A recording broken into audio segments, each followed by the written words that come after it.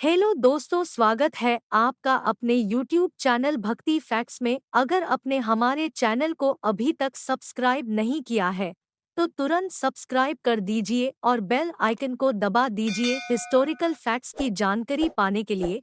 रामायण की कथा आप सभी ने सुनी या देखी होगी और ये रामायण प्रभु श्री राम और माता सीता के अटूट प्रेम और विश्वास की कहानी बयां करती है। रामायण की कथा के अनुसार भगवान श्री राम को 14 साल का वनवास मिला था और इस वनवास के दौरान माता सीता और लक्ष्मण भी उनके साथ थे।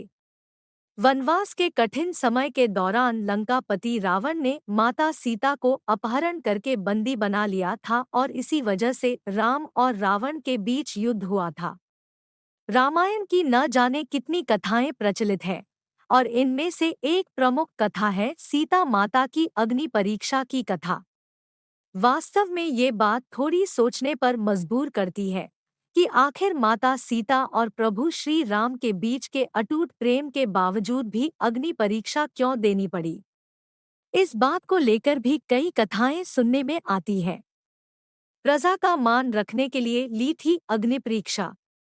पौराणिक कथाओं के अनुसार प्रभु श्री राम को मर्यादा पुरुषोत्तम के नाम से भी जाना जाता है और एक राजा की तरह श्री राम के लिए अपनी प्रजा के लिए समर्पण सबसे ज्यादा महत्वपूर्ण था।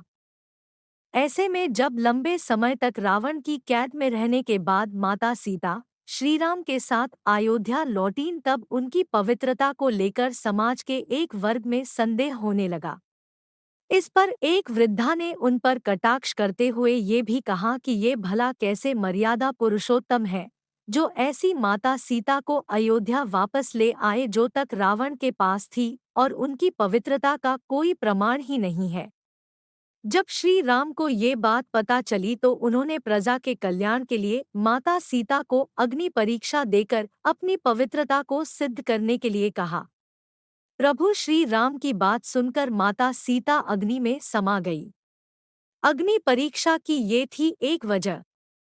पद्म पुराण के अनुसार रामायण में एक नहीं बल्कि दो सीता थी, पहली असली और दूसरी माया की सीता। इसकी कथा के अनुसार एक बार लक्ष्मण जी जब कंदमूल फल लेने वन को गए हुए थे तब प्रभु श्री राम ने माता सीता से कहा कि अब मैं नर लीला करूंगा और जब तक मैं राक्षसों का विनाश करूंगा तब तक आप अग्नि में निवास करें। ऐसा कहकर श्री राम ने माता सीता को अग्निदेव को सौंप दिया। इसके बाद असली सीता जी की जगह माया की सीता प्रकट हुई। इस तरह जब सीता जी का अपहरण हुआ तब वो माया की ही सीता थी। जब युद्ध समाप्त हो गया और राक्षसों का विनाश हो गया तब भगवान श्री राम ने माता सीता को अग्नि परीक्षा के लिए कहा और माया की सीता अग्नि कुंड में समा गई।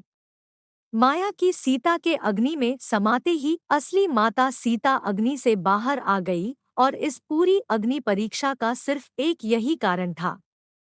पद्म पुराण की कथाओं के अनुसार असली माता सीता को कोई अग्नि परीक्षा नहीं देनी पड़ी थी और न ही उन्हें वनवास जाना पड़ा था।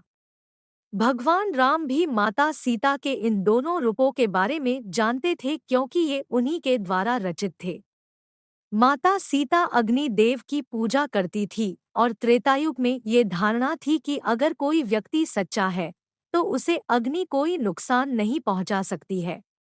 इसी वजह से असली माता सीता अग्नि देव की शरण में सुरक्षित हो गई थी और सीता अपहरण से लेकर अग्नि परीक्षा तक के समय में माया की सीता ही थी।